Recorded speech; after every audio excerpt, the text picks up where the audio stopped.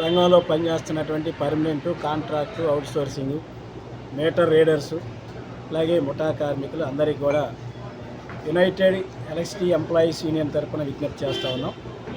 రాష్ట్రంలో నూతనంగా ప్రభుత్వం ఏర్పడింది. తెలుగుదేశం నాయకత్వంలో ఏర్పడిన సంకీర్ణ ప్రభుత్వం. ఈ ప్రభుత్వంలో విద్యుత్ శాఖ మంత్రిగా ప్రమాణ స్వీకారం చేసినటువంటి గుట్టిపాటి రవికుమార్ గారిని చిలకలూరిపేటలో వారి నివాసంలో ఈరోజు మన యూనియన్ నాయకత్వం కలవటం జరిగింది. కార్మికులు, ఉద్యోగులు ఎదుర్కొన్న సమస్యలన్నింటినీ కూడా వారి దృష్టికి తీసుకెళ్ళినప్పుడు వీటన్నిటి మీద మేము పరిశీలన చేస్తాం.